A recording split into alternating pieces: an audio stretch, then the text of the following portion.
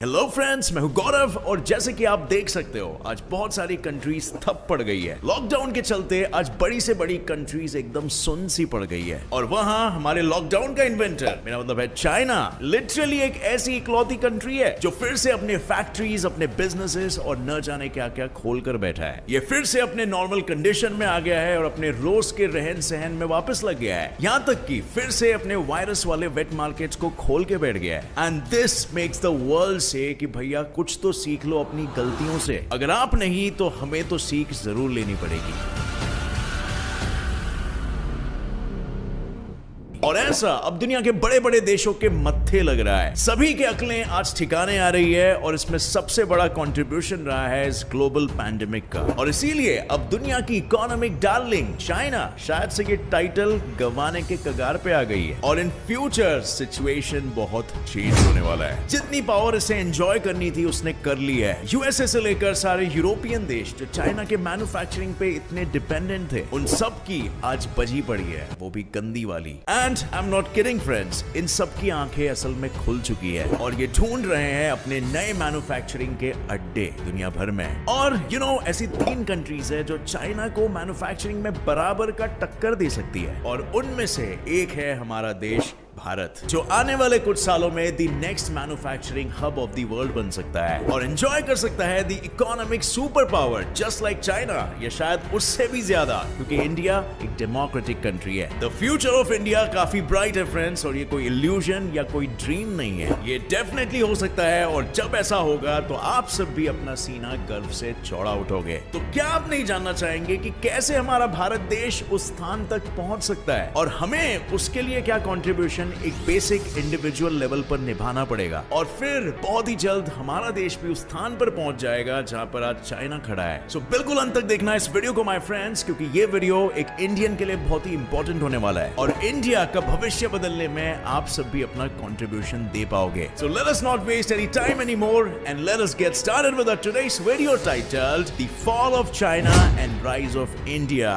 अब फ्रेंड्स, आगे के आने वाले साल बहुत ही ज्यादा क्रूशियल यानी एक्सट्रीमली इंपॉर्टेंट होने वाले हैं पूरे के पूरे वर्ल्ड इकोनॉमी के लिए। जैसे कि हम देख सकते हैं आज कई सारी पावरफुल कंट्रीज पूरी तरीके से चाइना से भरोसा उठा चुकी है। मतलब कसम से चाइना ने विश्वास की धज्जियां उड़ा के रख दी है। हर कुछ सालों में कोई ना कोई दुनिया के लेवल पर जान लेने वाली बीमारियों को जन्म देता रहता है, बस सिर्फ अपने पैसे कमाने की लालच में, अपने देश के निजी स्वार्थ के लिए। और किसे पता एक दिन चाइना का पलड़ा भारी नहीं बल्कि सीधा हल्का हो जाएगा, और ये असल में एक बहुत ही बड़ी बात होगी क्योंकि ये पूरी की पूरी बाजी ही पलट देगा। हम बिल्कुल अपनी आंखों के सामने एक नए इकोनॉमिक पावर हाउस के क्रिएशन को विटनेस कर पाएंगे। और ये सुनने में एक्चुअली में जितना इजी लग रहा है, असल में होना उतना इजी नहीं है। लेकिन कुछ चीजें हैं जो हम इंडिविजुअल लेवल पर बिल्कुल कर सकते हैं। लेकिन इससे पहले ये जान लेते हैं कि चाइना की हिस्ट्री क्या रही है और कैसे चाइना ने तरक्की हासिल की, ताकि हम भी उससे कुछ सीख ले सके। और इसे जानने के लिए हमें जाना होगा 1970s में, जहां से ये सब कुछ शुरू हुआ। चाइना जो वैसे तो पहले से कम्युनिस्ट इकोनॉमी थी, लेकिन 1970s के बाद उसने धीरे धीरे अपने कम्युनिस्ट इकोनॉमिक पॉलिसीज को कैपिटलिज्म के ओर बढ़ाना शुरू कर दिया। और इसी तरह it adopted a mix market socialist economy. मतलब सोशलिज्म में गवर्नमेंट का खौफ भी और कैपिटलिज्म में एंटरप्रेन्योर्स के मुनाफे भी, बेस्ट ऑफ बोथ वर्ल्ड्स। और इसी चेंज ऑफ इकोनॉमिक पॉलिसी ने चाइना का पूरा भविष्य ही बदल डाला। चाइना ने काफी सारे फॉरेन इन्वेस्टमेंट्स को अपनी ओर आकर्षित किया and it built many specific economic zones, SEZs,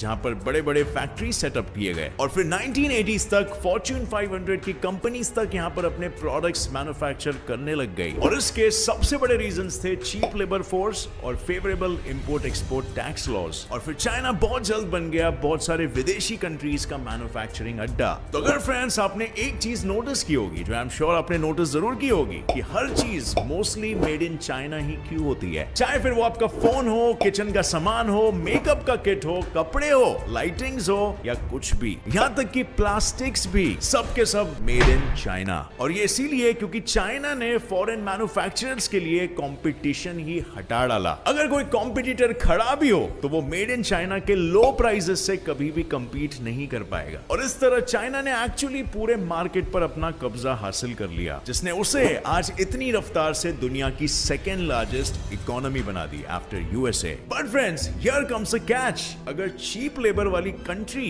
अगर अमीर बन जाए तो क्या होगा? वेल, ज्यादा कुछ नहीं, बस फॉरेन इन्वेस्टर्स के खर्चे बढ़ जाएंगे और मे बी उनका नुकसान होना शुरू हो जाए। एंड इसका बेस्ट एग्जांपल है चाइना, जहां पर 1990s में एवरेज वेज $150 पर ईयर था और आज 2020 में $13,500 हो गया है। Can you calculate the percentage increase? Well, to make your life easier, वो परसेंटेज है 8,900%। वेल, 8,900% कितना ज्यादा होता है, और अब हमारे फॉरेन इन्वेस्टर्स और कुछ नहीं बल्कि अपने आंसू पोंछ रहे हैं। और इसके साथ साथ चाइना एक्चुअली में काफी पंगों में भी फंस गया है with western countries, specially USA and with India too, क्योंकि चाइना की चीजों में उंगली करने की आदत अब तक नहीं गई है। और इन सभी रीजंस के कारण चाइना का मैन्युफैक्चरिंग भी पिछले कुछ सालों में थोड़ा सा स्लो हो गया है। और जैसे ही चाइना का मैन्युफैक्चरिंग स्लो हो ही रहा था, here we have another pandemic. China के लॉकडाउन ने एक्चुअली पावरफुल कंट्रीज में अफरा तफरी मचा दी, because they were heavily dependent on China's products. इतने ज्यादा डिपेंडेंट थे कि उन्हें एसेंशियल आइटम्स की भी कमी पड़ गई। और तो और इतने पावरफुल कंट्रीज के पास कोई और बैकअप प्लान भी नहीं था। मतलब एक तरह से चाइना ने तो बैठे बैठे ही अपना आतंक पूरे दुनिया में फैला डाला, और फिर तभी जाके इन देशों की आंखों की पट्टी एक्चुअली में खुली। They realized that they've put all their money blindly in one place, all eggs in one basket। और क्या आपको पता है फ्रेंड्स, चाइना दुनिया का सेकेंड लार्जेस्ट ड्रग्स और मेडिसिन का एक्सपोर्टर भी है। और पैंडेमिक्स के चलते आज हर जगह उसी के द्वारा पहुंचाई जाने वाली दवाइयां, ग्लोव्स, मास्क एटसेट्रा सभी की शॉर्टेज हो गई है, और जिन्हें मिल रही है उन्हें मिल रहा है डिफेक्टिव माल, और वो पहली फुर्सत में ये सड़ा हुआ माल चाइना को वापस कर दे रहे हैं। इतना ही नहीं, बाकी के सेक्टर्स भी इससे बुरी तरह से इफेक्ट हुए हैं। बिजनेसेस को 1 से 2 महीने तक का डिले सहना पड़ा। और आखिर हम क्यों है चाइना पर इतने डिपेंडेंट, जब हम मेक इन इंडिया प्रोडक्ट्स को यूज कर सकते हैं? देन व्हाई बाय चीनी माल जो 3 महीने से ज्यादा तो वैसे भी चलता नहीं है। और फ्रेंड्स, यहाँ तक कि हम चाइना को बराबरी की टक्कर भी दे सकते हैं, क्योंकि इंडिया और चाइना में काफी सारी सिमिलैरिटीज भी है। जैसे दोनों देशों की पॉपुलेशन वर्ल्ड में सबसे ज्यादा है। China ranks 1, closely followed by India which is number 2। और इतना ही नहीं, बल्कि 1980s के पहले चाइना की इकोनॉमी भी एग्रीकल्चर डोमिनेटेड थी, जैसे आज इंडिया है। इंडिया में आज 45% वर्कफोर्स एग्रीकल्चर सेक्टर में है। और जैसे चाइना की मेजॉरिटी पॉपुलेशन मैन्युफैक्चरिंग सेक्टर की वजह से अपनी पॉवर्टी यानी कि गरीबी से उठी, बिल्कुल वैसे ही हमारे देश इंडिया की 30 करोड़ जनसंख्या पिछले 2 दशक में पॉवर्टी से उभरी है। बट हमारे देश की ग्रोथ मैन्युफैक्चरिंग सेक्टर या एग्रीकल्चर सेक्टर के तरक्की से नहीं हुई है, बल्कि सर्विस सेक्टर के बलबूते पे हुई है। Despite agriculture being the backbone of Indian economy, हमारी सर्विस सेक्टर ने एक्चुअली में बाजी मार ली है। सर्विसेज जैसे banking, information technology, retail service etcetera ने तेजी से इंडिया के ग्रोथ में कंट्रीब्यूट किया है। इनफैक्ट इंडिया आज सेकेंड लार्जेस्ट सेलफोन मैन्युफैक्चरर है in the entire world after China, जो कि एक बहुत बड़ी बात है। मेक इन इंडिया के चलते 2014 में सिर्फ 3 मैन्युफैक्चरिंग यूनिट्स खोले गए थे, और आज 268 से भी ज्यादा मैन्युफैक्चरिंग और एलाइड मैन्युफैक्चरिंग यूनिट्स इंडिया ने खोले हैं। 82% mobile phones used in India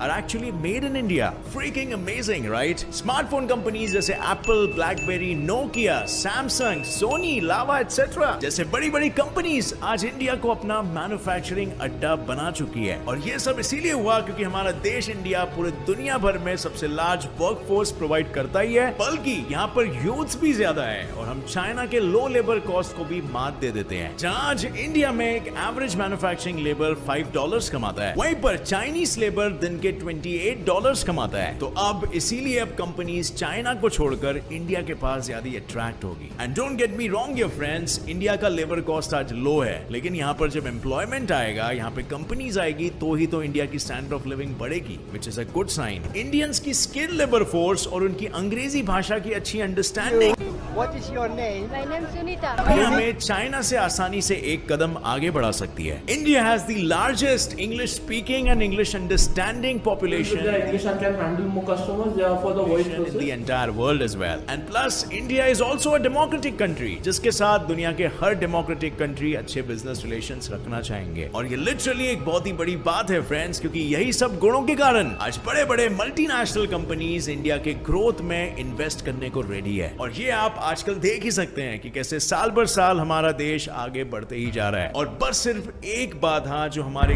growth के आड़े आती है, और वो है इंडिया का poor infrastructure. Just this one issue friends, और इमेजिन करिए अगर हमने ये इशू को भी सॉल्व कर दिया तो हम कहां से कहां पहुंच जाएंगे। और ये असल में हमारे सामने एक बड़ी चुनौती है फ्रेंड्स। इंफ्रास्ट्रक्चर को डेवलप करना कोई बाएं हाथ का काम नहीं है, हम सबको मिलकर एकजुट होकर इसकी तरफ वर्क करना होगा। We can not solely depend on the government for that. जितना ये करना उनका काम है, उतना ही ये करना हमारा काम भी है। अगर आप एक एंटरप्रेन्योर या बिजनेसमैन हैं, तो आप अपने टैक्सेस और सभी चीजें रेगुलरली भरिए और कंट्रीब्यूट करिए इंडिया के सोशल वेलफेयर डेवलपमेंट में। आप कुछ ऐसा बिजनेस मॉडल चुन सकते हो जो पैसे के साथ साथ इंडिया को तरक्की के राह में भी लेके जाए, कुछ पॉजिटिव और कंस्ट्रक्टिव बदलाव लाए एक सोशल लेवल पर। और अगर आप वर्किंग क्लास हो तो आप यही इंफ्रास्ट्रक्चर को बेहतर ढंग से यूज करें। जैसे हम अपने घरों को जितना साफ सुथरा रखते हैं, वैसे ही हमें अपने देश को भी साफ सुथरा रखना है। जस्ट कोई चीज पब्लिक प्रॉपर्टी है बोल के उसे मिसयूज करना जरा भी सही नहीं है। यहाँ पर हम सभी इंडियंस को एक माइंडसेट शिफ्ट लाना होगा। हमें एक डेवलप्ड कंट्री के सिटीजन की तरह सोचना होगा और अपने देश से उसी तरीके से प्यार करना होगा जिस तरह हम अपने पेरेंट्स से करते हैं। हमारी गवर्नमेंट हमारे लिए बहुत कुछ तो कर रही है, और इनफैक्ट इस पैंडेमिक के वक्त वो दूसरे देशों को भी मेडिसिन सप्लाई करके उनकी भी मदद कर रही है। इंडिया आज टेकिंग पोजीशन से गिविंग पोजीशन में है, जो निस्वार्थ भाव से आज देशों की मदद कर रहा है, जो कि ग्लोबल लेवल पर भी हमारी एक बहुत ही अच्छी छवि यानी कि इमेज क्रिएट कर रहा है। और ये हमें एक्चुअली में हेल्प कर सकता है हमारे वो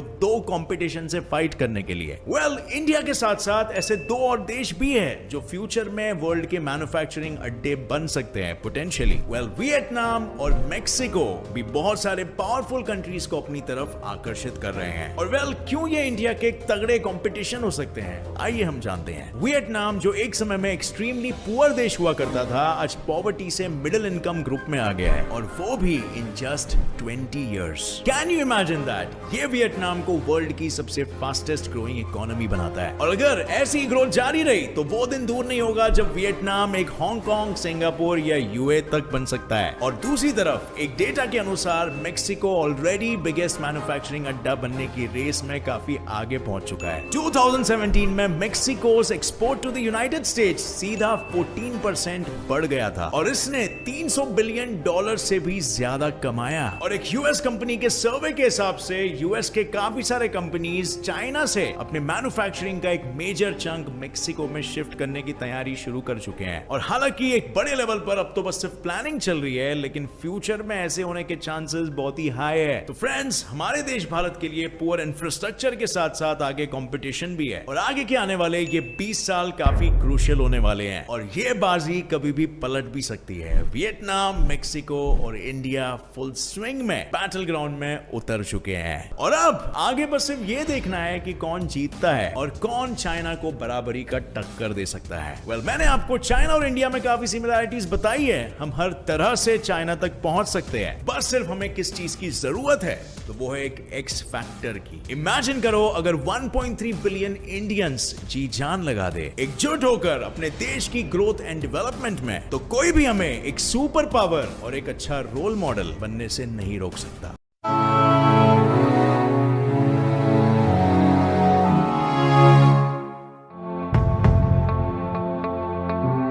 ये कहानी है एक सुपर हेल्दी ड्रिंक की जो बना है नोनी फ्रूट से।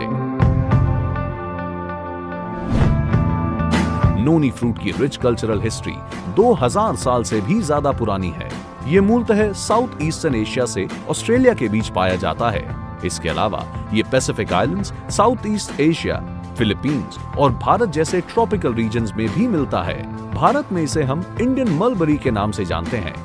नोनी फ्रूट एक पावर हाउस है जिसमें 150 से भी ज्यादा नेचुरल इंग्रेडिएंट्स पाए जाते हैं, जो सभी हमारे हेल्थ के लिए बहुत ही लाभदायक हैं।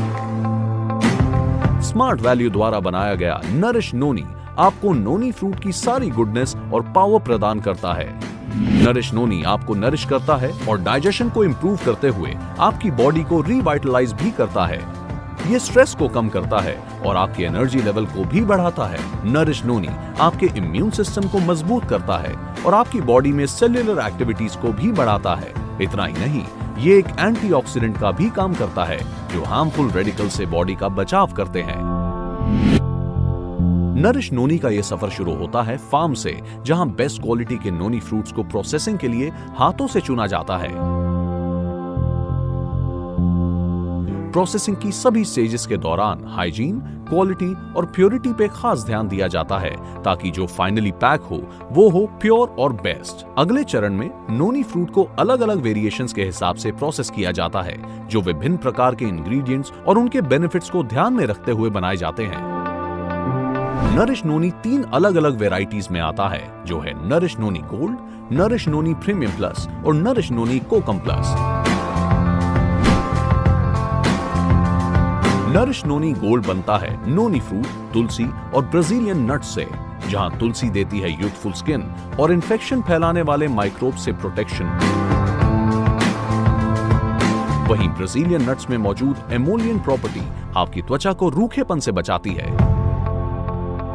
नरिश नोनी प्रीमियम प्लस नोनी फ्रूट और अश्वगंधा का एक हर्बल मिश्रण है। अश्वगंधा आपके इम्यून सिस्टम को बूस्ट करता है, स्ट्रेस को रिलीव करता है, मानसिक शांति देता है और आपकी बॉडी को ओवरऑल हेल्थ और वेलनेस प्रदान करता है। नरिश नोनी का तीसरा वेरिएंट है नरिश नोनी कोकम प्लस, जो आता है कोकम और नोनी फ्रूट के बेनिफिट्स के साथ। कोकम है एंटीऑक्सीडेंट्स और न्यूट्रिएंट्स का एक बेहतरीन सोर्स है, जो लिवर, डाइजेशन और हार्ट के लिए एक इफेक्टिव टॉनिक की तरह काम करता है। फार्म से बॉटल तक नरिश नोनी पैक किया जाता है ताकि आपको मिले सेहत और स्वास्थ्य। Smart Value products to strengthen new age lifestyle.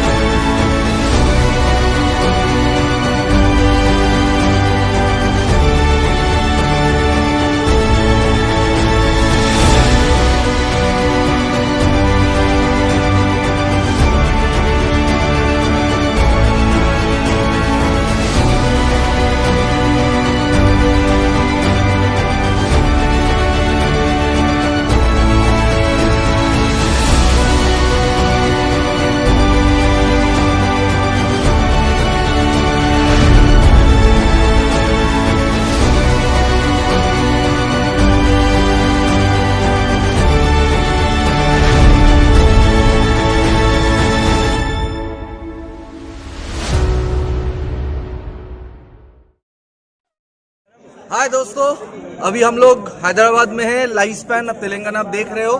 आज 20 साल पहले जो बीज बुना गया था स्मार्ट वैल्यू का, आज वो इतना बड़ा हो चुका है कि आज हम इंडिया के सबसे बड़े न्यूट्रिसिटिकल मैन्युफैक्चरिंग प्लांट जो है वो लाइस्पन में खड़े हैं।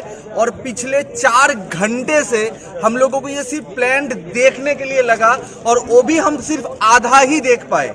आज जितने भी सारे नरिश के प्रोडक्ट्स हम लोग यूज करते हैं, वो नोनी हो, आंवला हो, एलोवेरा हो, और आने वाले दिनों में जो हजारों प्रोडक्ट आने वाले हैं वो इंडियन मार्केट में नहीं पूरी दुनिया में एक भूचाल मचाने वाला है।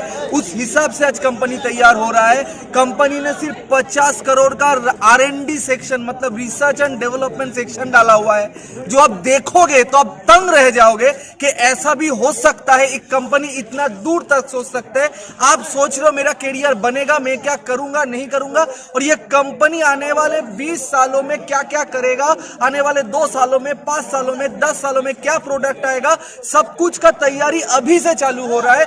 100% बेस्ट क्वालिटी प्रोडक्ट ये कंपनी लेके आ रहा है, और आने वाले दिनों में इंडिया में ना हमारा कोई कंपटीटर है ना कोई रहेगा, और दुनिया में राज करेगा ये लाइफ स्पैन, दुनिया में राज करेगा स्मार्ट वैल्यू। सो ये आपके लिए मौका है, अभी के अभी इस चीज को दिल से लगा के, मन से लगा के, जान से लगा के काम करना शुरू करो, क्योंकि कंपनी अपने हिसाब से ये इतना करोड़ों रुपया इन्वेस्ट कर चुका है। अभी हम लोगों की जिम्मेदारी है कि इस चीज को आगे ले जाके हमको इंडिया में नहीं दुनिया में नंबर 1 बनना है। सो best of luck, wonderful experience जो आज मेरे साथ हुआ है, और मैं चाहूंगा हर कोई एसोसिएट जो वीडियो देख रहे हो आने वाले दिनों में हमारे साथ यहाँ पे आए, और ये जो नजारा हम लोगों ने आज देखा, अंदर हमारे साथ जो हुआ, जो चीजों से हम गुजरे, वो अगर आप देखोगे तो आप तंग रह जाओगे, आपकी आंख खुले की खुले रह जाएगी। तो इसके लिए मैं चाहूंगा कि हर कोई यहाँ पे आए। So best of luck, we will be number 1 in the not in the India, in the world.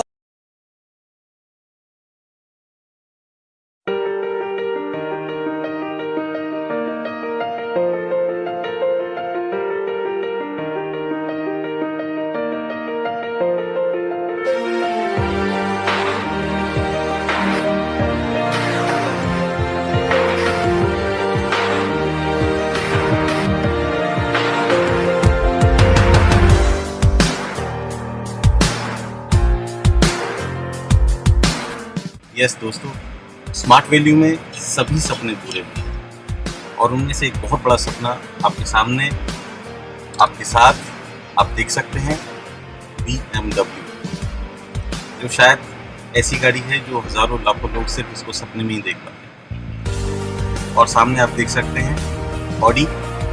लेकिन ये सारे सपने सिर्फ पूरे हुए हैं एक ही वजह से, एक ही रास्ते से, इसका नाम है स्मार्ट वैल्यू। दोस्तों विश्वास कीजिए, जिंदगी में सपना कितना ही बड़ा क्यों ना हो, लेकिन अगर आप स्मार्ट वैल्यू के साथ दिल से हैं, और दिल से आप सोचते हैं कि हाँ स्मार्ट वैल्यू आपकी ज़िंदगी में एक बहुत बड़ा बदलाव ला सकता है, तो वो दिन दूर नहीं है जब आपका वो सपना पूरा होगा। मैं समझता हूँ कि स्मार्ट वैल्यू जैसी ऑर्गेनाइजेशन पूरे हिंदुस्तान में नहीं बल्कि पूरी दुनिया में है।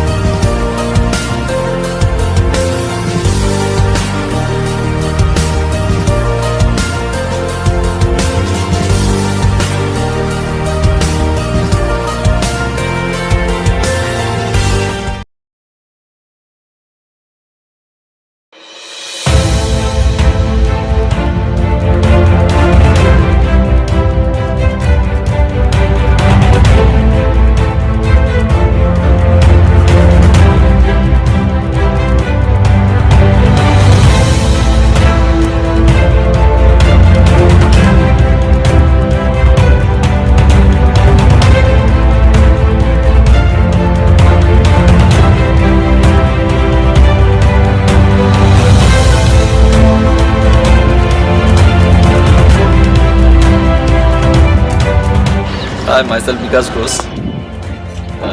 Smart value products and services में मुझे आज से 7 साल पहले मौका मिला था।